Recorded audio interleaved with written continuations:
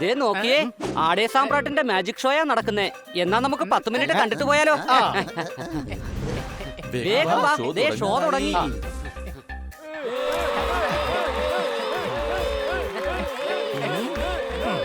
ആടേ സാമ്രാട്ടിന്റെ magic ആണ്.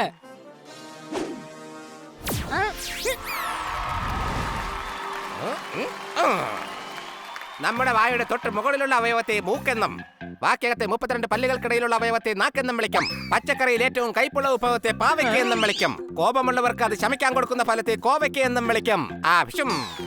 നല്ല വിശപ്പുണ്ട്. ഇനി നോൺ വെജിനെ കുറിച്ചൊരു കവിത ചൊല്ല്. Thank you for this award. ഈ അവാർഡ് ഞാൻ എന്റെ മമ്മിക്കും ഡാഡിക്കും കൂടി ഷെയർ ചെയ്യാൻ ആഗ്രഹിക്കുന്നു. എന്റെ ആശാനെ, ഇത് മാജിക് ഷോ അല്ലേ, അല്ലാതെ കവിതാ പാരായണത്തിന്റെ ഷോ ഒന്നും അല്ലല്ലോ. അതാണ് എന്റെ getup. You people shut up. മാവിൽ മാങ്ങയുണ്ടാവും, പക്ഷെ പ്ലാവിൽ പ്ലാങ്ങയുണ്ടാവില്ല. എന്റർടൈൻമെന്റിനൊപ്പം മാജിക് കാണിക്കുന്നയാളെ ആടേ സാമ്രാട്ട് എന്ന് വിളിക്കുന്നു. Yes, I am. ഇതാ എന്റെ ആദ്യത്തെ മാജിക്, കണ്ടോളൂ. ഈ തൊപ്പിയിൽ ഒന്നും തന്നെ ഇല്ല. ഈ പൂക്കൾ ഞാൻ ഈ തൊപ്പിയിലേക്ക് ഇടുകയാണ്. ആമറക്കഡാബ്ര, അണ്ടക്കമുണ്ടക്ക ഡാമുടുക്ക ഡക്ക ഛോ. Thank you, thank you. അല്ല, ഞാൻ എങ്ങനെ ഇവിടെ എത്തിയേ? കത്ത് കൊടുക്കാൻ വേണ്ടി കാൺപൂരിലോട്ട് പോയിക്കൊണ്ടിരിക്കുകയായിരുന്നില്ലേ ഞാൻ. ആമറക്കഡാബ്ര, അണ്ടക്കമുണ്ടക്ക ഡാമുടുക്ക ഡക്ക ഛോ. വരൂ, ഞാൻ നിന്നെ കാൺപൂരിലെത്തിക്കാം. മനുഷ്യനെ മെനക്കെടുത്ത്. ഇതാ കാണൂ എന്റെ അടുത്ത മാജിക്. നമ്മൾ പലപ്പോഴും മാറ്റിക്കൊണ്ടിരിക്കുന്നു നമ്മളുടെ സ്വന്തം വേഷം. മാജിക് കാണിക്കുന്നതിലൂടെ എന്റെ മനസ്സിനുണ്ടാകുന്നു സന്തോഷം. 1 2 3. ആമറക്കഡാബ്ര, അണ്ടക്കമുണ്ടക്ക ഡാമുടുക്ക ഡക്ക ഛോ.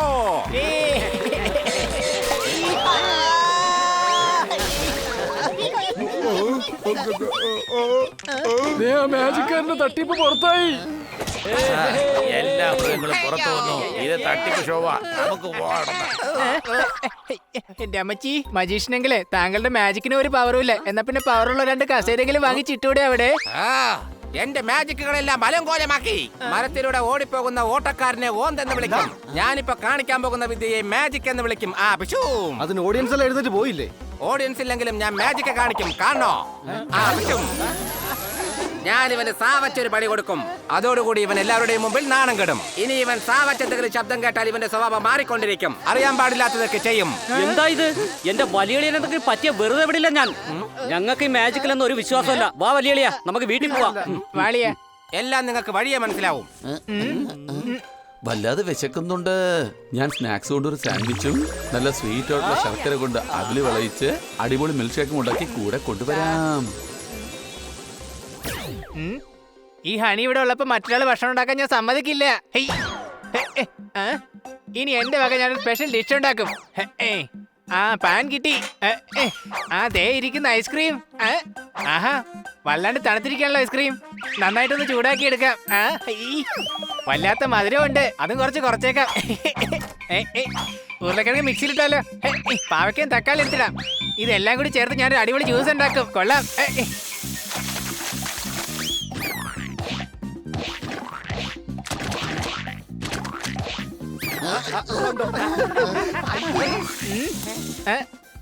കൂട്ടുകാരെ, ഇത് ഭക്ഷണം റെഡിയാണ്. നിങ്ങൾ ഇതൊന്ന് ടേസ്റ്റ് ചെയ്ത് നോക്കിയേ.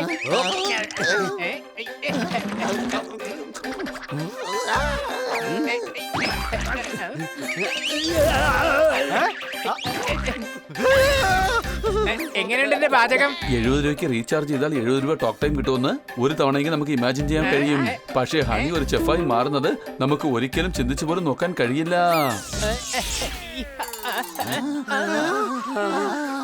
ഇത് പുറത്തുനിന്ന് ഓർഡർ ചെയ്തുകൊണ്ടുവന്ന ഭക്ഷണമെന്നാ തോന്നുന്നത്. പക്ഷെ എനിക്കാണെങ്കിൽ ഒട്ടും വിശപ്പ് തോന്നുന്നില്ല. ഞങ്ങൾ ഈ അവസ്ഥയിലായതിന്റെ കാരണക്കാരൻ നീയാണ്. മര്യാദക്ക് സോറി പറഞ്ഞോ? സംശയമുണ്ടോ?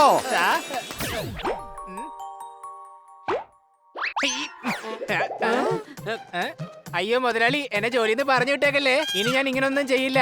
ഈ വീട് ഞാൻ തന്നെ മൊത്തമായിട്ട് വൃത്തിയാക്കിക്കോളാം മുതലാളി.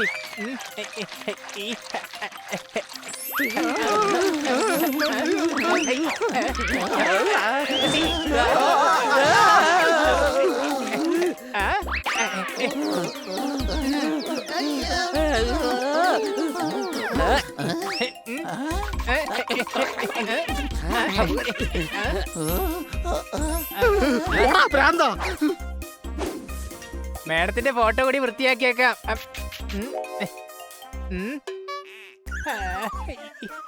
നീ ഇതെന്തുവാണ് ഈ കാണിക്കുന്നൊക്കെ? നിനക്ക് അറിയാൻ പാടില്ലാത്ത കാര്യങ്ങളൊക്കെ ആണല്ലോ ഈ ചെയ്യുന്നത്. നീ താഴോട്ട് പോകട്ടെ, നിന്നെ ഞാൻ വൃത്തിയാക്കി തരാം. ഏ?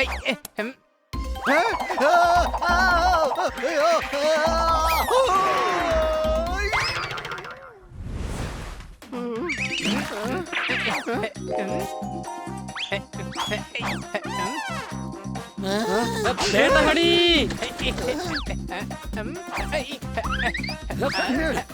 അങ്ങനെ ചെയ്യല്ലേ ഹണി. നീ എന്താ ഈ കാണിക്കുന്നേ?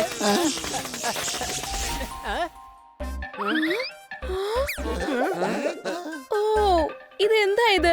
ഇലക്ട്രോണിക് സാധനങ്ങളെല്ലാം നിങ്ങൾ വെള്ളത്തിൽ കഴുകുവാണോ? ഓ നിങ്ങളെക്കാളും നല്ലത് ഹണി തന്നെയാണ്. ഓഹോ ഹണി, ഈ പേസ്ട്രി നീ തന്നെ മുഴുവനും കഴിച്ചോ? ഓഹോ ഓക്കെ മാഡം. നിങ്ങൾ എന്തിനാ വെറുതെ ഇങ്ങനെ ഓരോ കുരുത്തക്കേട് കാണിക്കുന്ന കൊച്ചളിയാ? ഇവന്റെ സ്വഭാവം എന്തോ ഇങ്ങനെ ഇടയ്ക്കിടയ്ക്ക് മാറിക്കൊണ്ടിരിക്കുന്നത്? എടാ പോപ്പട്ടെ, അവൻ ചാവച്ച് എന്ത് ശബ്ദം കേട്ടാലും പിന്നീട് അവൻ അവനല്ലാതെ മാറുകയും അറിയാത്ത പണികളൊക്കെ ചെയ്യും. ഇനി ഇവൻ സാവച്ചെന്തെങ്കിലും ശബ്ദം കേട്ടാൽ ഇവന്റെ സ്വഭാവം മാറിക്കൊണ്ടിരിക്കും. എനിക്ക് തോന്നുന്നത് ഇതെല്ലാം മാജിക്കാരന്റെ വിദ്യയാണെന്നാണ്. നമുക്ക് എത്രയും വേഗം ഇവനെ മാജിക്കാരന്റെ അടുത്ത് എത്തിക്കണം. എങ്കിലേ ഈ പ്രശ്നം സോൾവ് ആവും. എന്നാ പോകാം. ഇനി ആരും ഷാ വെച്ച് ഒരു വാക്കും പറയരുത്. എങ്ങോട്ടാ പോവേണ്ടത് സാറേ?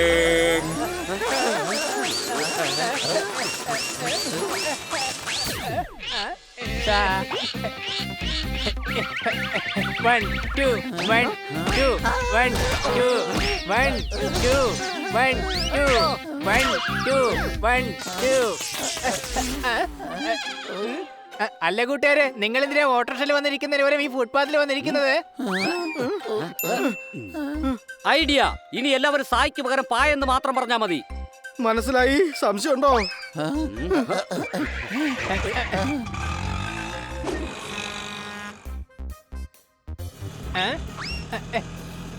ഹലോ സണ്ണി. അല്ല സണ്ണി, നീ എന്താ ഇവിടെ?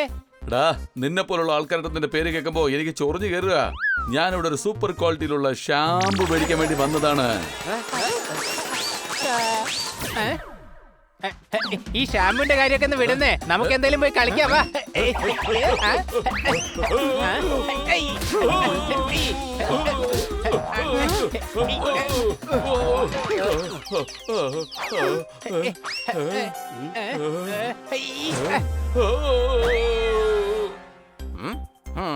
ഇന്നത്തെ ശാപ്പാട് എന്തായാലും കൊള്ളാം. ഞാൻ തകർക്കും.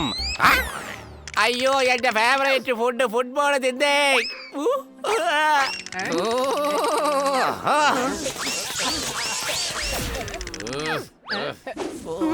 അയ്യോ സോറി സോറി, ഇവന് തലയ്ക്ക് നല്ല സുഖമില്ല, അതുകൊണ്ടാ. എന്നാൽ ഇവനെ ഞാൻ ചികിത്സിക്കാം. അയ്യോ ഓടിക്കോ.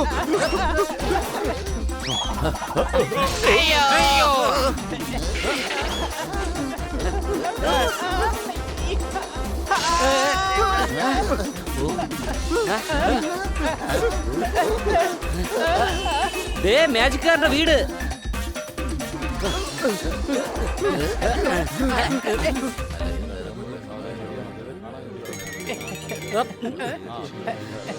ആരാണെങ്കിലും എന്താണെങ്കിലും എനിക്കെല്ലാവരും ഒന്നാണ്. വന്നാട്ടെ, ഇരുന്നാട്ടെ, പോയാട്ടെ. എന്റെ സ്വപ്നങ്ങൾ സാക്ഷാത്കരിക്കാൻ സഹായിച്ച ഫിലിം പ്രൊഡ്യൂസറോട് ഞാൻ ഈ അവസരത്തിൽ നന്ദി രേഖപ്പെടുത്താൻ ആഗ്രഹിക്കുന്നു. പിശും വീണ്ടും തിരക്ക് തന്നെ റിഹേഴ്സൽ മുടങ്ങി. വേഗം എല്ലാരും പുറത്തോട്ട് പോ. ഹലോ മാജിക്കാരൻ അങ്കിളെ, ഈ ഹണിയെ പഴയതുപോലെ ഒന്ന് ആക്കി തരാൻ പറ്റുമോ? മുരിക്കിലുണ്ടാകും മുള്ള്, പൂച്ചയുടെ രോമത്തിലുണ്ടാകും ചെള്ള്. സോപ്പ് തേച്ചാൽ പതയും, അമ്മിക്കെല്ലെങ്ങാനും കാലി വീണാലോ എന്റെ അമ്മോ ചതയും. പാട്ട് പാടിയാൽ സമ്മാനമായി കിട്ടും ഫ്ലാറ്റ്. കൊതുകിനെ കൊല്ലാൻ നമ്മൾ ഉപയോഗിക്കും ബാറ്റ്. പെർമിഷൻ ഇല്ലാതെ മറ്റാരെങ്കിലും വീട്ടിൽ കയറാൻ നമ്മൾ അവരോട് പറയും get out, this is not right. സത്യത്തിൽ ഈ മാജിക്കാരൻ എന്താ ഉദ്ദേശിക്കുന്നത്?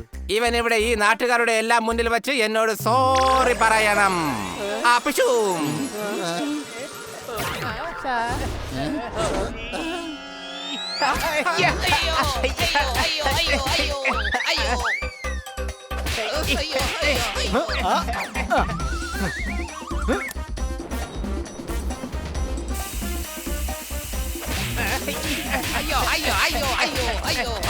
സായെന്ന് പറഞ്ഞില്ലേ?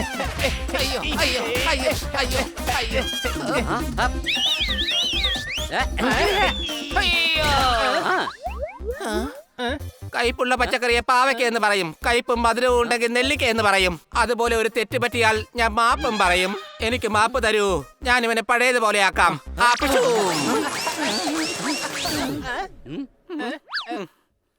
ഞാനൊന്ന് ചെക്ക് ചെയ്ത് നോക്കാം. ഹണി, ഞാൻ സൺഡേ നിന്റെ സ്ട്രോബെറി ഐസ്ക്രീം എടുത്ത് കഴിച്ചായിരുന്നു.